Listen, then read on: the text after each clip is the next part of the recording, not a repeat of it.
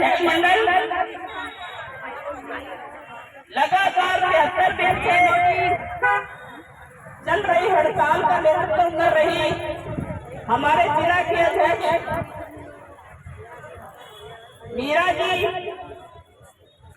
साथी सेक्रेटरी रानी जी, तमाम जिला कमेटी की बहादुर बहनें और साथ में जो लगातार संघर्ष में कदम से कदम बढ़ा रही हमारी पूरे जिले की आशा वर्कर, आप सबको मैं अखिल भारतीय जनवादी महिला समिति की ओर से, राज्य कमेटी की ओर से और जिला की ओर से आपको क्रांतिकारी मुबारकबाद देती हूँ, धन्यवाद। आपके हौसले को सलाम करती हूँ बहनों में कि आप एक एक का चेहरा देख रहे हैं हम, लेकिन 73 दिन हड़ताल करने के बाद बहनों के चेहरे पे कोई निराशा नहीं दिख रही, हौसला दिख रहा है। और यही हौसला जो है हमें कामयाबी की मंजिल तक लेके जाएगा बहनों। खट्टर अनिल और जो बीजेपी के लोग और हरियाणा की जो सरकार है बीजेपी के नेतृत्व में, वो सोचती है कि इनको जितने दिन बधाई रखो, लंबा ले जाओ और यह थक के अपने घर चली जाएगी, क्योंकि ये औरत है और इनके पीछे इनके आदमियों का डंडा है।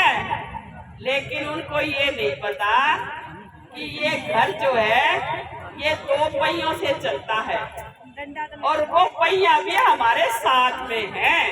इसलिए हम इकट्ठे होकर पूरे घर के सपोर्ट से और तालमेल करके पूरे अपने हड़ताल को सफल बना रही है। उसके साथ साथ सरकार बातचीत के लिए तो बुलाती है, लेकिन फिर थोड़ा सा यूँ सोचे हैं कि अभी मुख्यमंत्री से बात करनी है, पहले आप बता दो फिर हम मुख्यमंत्री से करेंगे। फिर मुख्यमंत्री ने जो कि मैं गया है वह नोता दे बतावा है, उसने जुलू गया है, तो मुख्यमंत्री ने के शर्म आया है बात करते हैं, शर्म आती है क्या उनको हमारी बहनों से बात करते हुए? यह डर लगता है। जब चुनाव आएंगे तब कहाँ जाएंगे? लेकिन हम ये कहना चाहते हैं कि जनसंवाद करने निकले थे मुख्यमंत्री जी आप तो, लेकिन जहां भी निकले हमारी बहनों ने वही घेरा आपको, छोड़ा नहीं। जहां भी उनका पंडाल था घुसी है और अपनी बात कही है हमारी बहनों ने। लेकिन मुख्यमंत्री जी ऊपर से सरकाते हैं, कई बार तो मजाक कर रहे हैं, जो कि उनकी उम्र के हिसाब से, उनके ओहदे के हिसाब से उनको शोभा नहीं देता। एक महिला ने कहा मुख्यमंत्री जी आप रोजगार दीजिए, हमारे बच्चे बेरोजगार हो रहे हैं, धंधा नहीं है, नशे की तरफ बढ़ रहे हैं, आप गाँव के आसपास कोई फैक्ट्री खोल दो, बच्चों को रोजगार मिल जाए और वो काम धंधा लग जाए। तो क्या बोल रहे हैं मुख्यमंत्री जी इस महिला को? बैठ जा, अगले साल तने है ना चंद्रयान पे भेजांगे। ये मुख्यमंत्री की भाषा है? शर्म आनी चाहिए मुख्यमंत्री जी को कि वो महिलाओं को किस तरह से मतलब मजाक करते हैं। फिर बाद में माफी मांगे हैं, इसी बात है मुंडे क्यों कहा है तेरा माफी मांगनी पड़े, पहले सीधा बोल लो। लेकिन नहीं, ये कहते हैं बेटी बचाओ, लेकिन वो बेटी बचाने वाला भी देख लिया आपने कि यह बेटियां किसकी हैं? ये बेटियां इस हरियाणा की हैं और ये वो बेटियां हैं जिनके साथ 20,000 आशा वर्कर हैं, तो कम से कम 5 तो अपने घर के मेंबर हैं ना अपने गैल, और फिर अपने रिश्तेदार भी कि भाई भतीजे भी कि मानते ही होंगे। तो एक आशा 10 लोग रखा है, तो वोट कितनी होगी बेबे? 20,000 की 2 लाख। आप जब चाहा ना तो 2 लाख लोगों ने भी इकट्ठा कर सकते हैं या नहीं? क्योंकि आप जब रोजी रोटी का सवाल खड़ा है तो हम अपने साथ अपने परिवार को भी ला सकते हैं समय की अगर डिमांड हुई तो। ये इसीलिए सरकार को बताना चाहते हैं कि ये ऐवे ना ले हल्के में। जो हमारी मांगे हैं, न्यूनतम वेतन 26,000 या 26,000 कोई अपन मुँह चुटकी में नहीं कह रहे, या इसलिए कह रहे हैं कि जो जरूरत है ना जिंदा रहने की, इंसान को जिंदा रहने की जो जरूरत है उसमें इतना पैसा खर्च होता है। इसलिए कि जब अब अपने बच्चे हैं सरकारी स्कूलों में पढ़ाएं या प्राइवेट में पढ़ाएं, फीस कितनी लगती है? कोई बीमार हो जाए तो इलाज कितना महंगा है? कमरा किराए पे लेना पड़े तो कमरे का किराया कितना है? और पेट में डालने खातिर जो रसोई का सामान है वो कितना महंगा है? तो जो 2014 में जो महंगाई थी उससे 10, 12 गुना, 15 गुना बढ़ी है, तो फिर तनख्वाह क्यों नहीं बढ़ती? इनके वेतनमान, इनके भत्ते सरकार के मंत्रियों के, शंत्रियों के, वो तो एक कलम से बढ़ते हैं, लेकिन हमारी बहनों का जो मान सम्मान का जो मानते हैं, जो उनको मिलना चाहिए वो देते हुए तकलीफ होती है सरकार को। तो इसीलिए हम कहना चाहते हैं सरकार से, मांग करते हैं कि वो ढिलाई ना बरते। इसका जवाब बहुत मुश्किल होगा सरकार को आने वाले समय में लोगों के बीच में जब आएंगे, क्योंकि नगर निगम का भी चुनाव होने रहा भी होगा और आगे जो विधानसभा का भी होगा और अपना जो है लोकसभा का भी होगा। तो इनको बार बार आना पड़ेगा हमारे बीच। जब बार बार आएंगे तो मुझे बड़ी खुशी होती है जब हम हर रोज फेसबुक पे जगह जगह देखते हैं, आशा वर्करों से भी बात करते हैं, तो बोलती है कि अब की बार हम गांव में नहीं घुसर जाएंगे। और ये भी मैं बता दूं कि इसलिए भी कह रहे हैं हम कि जिस भी गांव में जाएंगे ये लाल झंडा लिए खड़ी पाओगे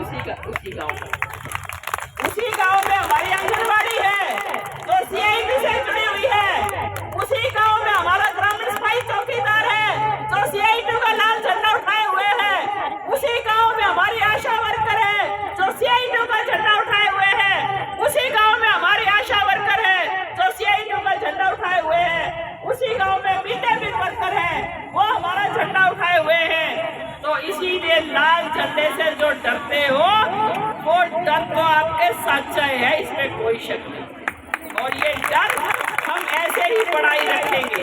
आप कहते हो लाल झंडा दिखना नहीं चाहिए, और ये भी कह रहे हैं कि जब कोई बातचीत हो सरकार से तो हमारी जो राज्य की अध्यक्ष है सुरेखा जी और जो हमारे CID के महासचिव हैं जय भगवान, वो नहीं आना चाहिए। क्या थे भाई, इतनी जल्दी डर गई सरकार हमारे 2 योद्धाओं से? अरे ऐसे 2 नहीं, सैकड़ों योद्धा है हरियाणा के अंदर, CID ने पैदा किए हुए हैं, महिला समिति ने पैदा किए हुए हैं। इसीलिए आप क्या सोचते हो कि सुरेखा और जय भगवान को ना बुला करके आप बात कर लेंगे? उनके बिना बात हो नहीं सकती, उनसे बात करनी ही पड़ेगी। आपको पता होगा कि 2013 में क्या हुआ था, 14 में जब हरियाणा के मुख्यमंत्री भूपेंद्र सिंह हुड्डा थे, आपकी आशा वर्करों का आंदोलन चल रहा था। और उस समय क्या हुआ, जब बातचीत करने के लिए दिल्ली में गए उनके भवन पे, हरियाणा भवन में, तो उन्होंने कहा, जो कामरेड सतबीर सिंह हमारे CID के नेता थे उस समय पे राज्य के, तो क्या बोला था उनको कि ये अंदर नहीं आने चाहिए, इसको बाहर कर दो। लेकिन हमारे साथियों ने कहा कि अगर ये बाहर होंगे तो हम भी बाहर होंगे, हम बात नहीं करेंगे। और वो वहीं पे नारे लगाए और उनका मुर्दाबाद करा और वापस आ गए। और यहाँ आते ही पुतले फूके। अगले दिन भूपेंद्र हुड्डा को बात करनी पड़ी, बुलाना पड़ा और ये कहना पड़ा तुम तो मेरी बेटी हो, ये बावड़ी ड्यूटी नाराज होया करो भाई। ईब हम बेटी बाटी कोनी, ईब तो हम दाव टक्कर लेवांगे, फिर तारे पर होए में कोनी आवा। तो इसीलिए साथियों पूरी मजबूती के साथ आप लोग लड़ रहे हो और इसी तरह से आप लड़ते रहो। आपके आंदोलन को, आपके हौसले को पूरी तरह से सलाम करते हैं और पूरी तरह से समर्थन करते हैं। और इसके साथ साथ मैं एक बात और भी कहना चाहूँगा कि आपके जो नेता है, जो राज्य के नेता है, जो जिला के नेता है, हम कई बार सोचते हैं कि ये ऐसे गुस्से में क्यों बोलते हैं, लेकिन आप ये देखिए परसों रात को मैं सो रही थी, 11:30 बजे और मीरा ने फोन किया, मैंने व्हाट्सएप पे लिखा, उसने सोचा कि मैडम याद नहीं बात करूं, उन्होंने करी। तो उस समय वो मेट्रो से स्टेशन से उतर के साधन कर रही थी। तो आप ये देखो कि मीरा या आपके दूसरे राज्य के नेता जो तीसरे दिन कभी चंडीगढ़ बुलाने हैं, कभी करनाल बुलाते हैं, कभी अम्बाला जाना पड़ता है, बातचीत तो करनी ही पड़ेगी ना, जब भी सरकार टाइम देती जाना पड़ता है। तो अब मान लो अभी ये आ गया फोन कि रात को 2 बजे मीटिंग हो रही है, बात करनी है, तो अभी जो जहाँ है वहीं से वापस तो भागेगा। तो जो भाग जाने वाली हमारी आपकी नेता है वो कौन है? उनका कोई नहीं है क्या? चली भी गई, या उनके बच्चे नहीं हैं, या उनका परिवार नहीं है, या वो आदर्श बहू नहीं है? हम आदर्श बहू बनना चाहती हैं, वो बेवकूफ बहू है क्या किसी की, या बेवकूफ माए है वो जिनको अपने बच्चों की चिंता नहीं है? लेकिन नहीं, वो बेवकूफ माए नहीं है, उनके अंदर एक जुनून है, उनके अंदर एक जज्बा है, उनके अंदर ये जज्बा है कि मेरे बच्चे को भी रोटी का जब नसीब होगी, तब मेरी साथ वाली बहन का, मेरे बच्चे को भी रोटी नसीब होगी, तब मेरे बच्चे की रोटी का मुझे फायदा है। जब मेरी बहन दुखी है तो मेरे सुख का क्या फायदा है? लेकिन हम कहते हैं नहीं, मेरे तो घर में न्यू हो गया, मेरे तो न्यू हो गया। हम ये कह रहे हैं आपको ट्रेनिंग पे बुला लें, आप बाजी जाओगे, चाहे घर में कुछ भी हो रहा है, हमें समझाना भी चाहिए कुछ चीजें, जितना हम कोशिश कर सके। लेकिन हम भी कई बार जानबूझ के अनदेखा करते हैं, बहाना बनाते हैं। अब हम भी आपके बीच में आते हैं, ठीक है, किसी की कोई दिक्कत हो सकती है, कोई व्यक्ति चला गया वो वापस नहीं आ सकता, लेकिन उससे बड़ा आप जब आएंगी तो आपका ये श्रेय होगा, ये देखो इतनी बड़ी घर में घटना होने के बाद भी ये बंदा संगठन में, आंदोलन में खड़ा है, वो आपकी जीत है यहाँ पे। लेकिन आपके वहाँ रहने से कुछ समस्या का समाधान नहीं हो सकता, लेकिन यहाँ एक एक आदमी का एक जो है ताकत मिलती है। तो इसीलिए हम भी जो है अनदेखा ना करें साथियों। जब भी आपके लीडर, आपकी प्रधान मीरा, आपकी सेक्रेटरी रानी जब भी आपको बुलाए, आप उसी समय हमें बिल्कुल तैयार रहना चाहिए, क्योंकि अब जो लड़ाई है ये आर पार की लड़ाई है सरकार से हमारी, आसान नहीं है ये लड़ाई। और ये भी मैं बता दूं कि ये लड़ाई सिर्फ अपनी की बात हो जाए उन्हें तक भी को नहीं, पे तो क्या कर रहा, 2 हाथी पे तो कर रहे हैं खट्टर गाल, और हमारे जो आपका है वो 2 है, केंद्र सरकार और राज्य सरकार। काम आपका 2 आगे कर लग रहे थे, एक जो 2 घरा का काम करा, हाँ तो भाई दोनों घरा गए, फिर टक्कर तो लेनी पड़ेगी, काम करता मेहनत करते हैं। तो इसीलिए राज्य सरकार से 2 हाथ करने के बाद 30 अक्टूबर को अपन दिल्ली में भी 2 हाथ करांगे, इसके लिए भी तैयार रहो। क्या करना, उस 22 तारीख को नरेंद्र मोदी जी कह रहे थे कि भगत सिंह पे जब रख रहे थे बात कि जो भी 10 में से 2 रुपए का मिल गया उसने रखो राज खाता 13 मिनट। तो इसीलिए जो केंद्र सरकार से हमें मिलता है उसकी बढ़ोतरी के लिए, उसके लिए भी हमें लड़ना है। और जो राज्य सरकार की है, वो जो राज्य सरकार अलग अलग जो रोज रोज के काम दे रही है, इतना काम का जो लोड है, उसके बदले में जो मेहनताना पर मांग रही है वो तो हम मांग ही रहे हैं। तो इसीलिए 30 तारीख को भी हम जो है संसद मार्च करेंगे, दिल्ली के अंदर प्रस्थान करेंगे।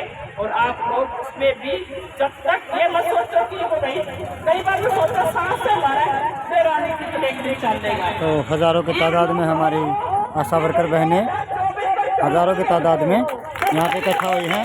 मैडम उषा जी संबोधित करते हुए और ये तब तक इनकी मांगें पूरी नहीं होंगी तब तक ये इस आंदोलन को लगातार जारी रखेंगे।